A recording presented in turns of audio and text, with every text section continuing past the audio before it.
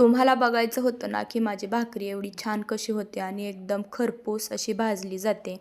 तर म्हटलं चला थोडक्यात शॉर्ट व्हिडिओमध्ये तुम्हाला सांगूया, की भाकरी एकदम छान आणि अ, खरपूस भाजली जाते आणि मस्तपैकी कशी होते ती. तर सगळ्यात अगोदर ना बाजरीच्या भाकरी जर तुम्ही करत असाल, तर त्याच्यामध्ये मळताना पाण्यामध्ये थोडंसं मीठ टाकून भाकरीचं पाणी मळायला घ्यायचं, जेणेकरून भाकरीची टेस्ट एकदम भारी येते आणि पीठ जेवढं वेळ आपल्याला जास्त मळता येईल तेवढं वेळ जास्त मळायचं.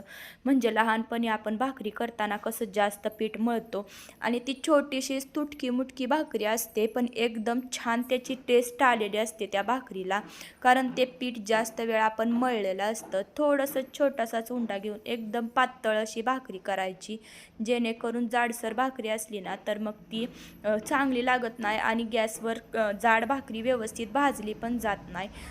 पातळ अशी भाकरी थापटायची आणि फुल गॅस करून गॅसवर छान अशी खरपूस भाजून घ्यायची. बघा कसं वाटला व्हिडिओ कमेंट करून नक्की सांगा.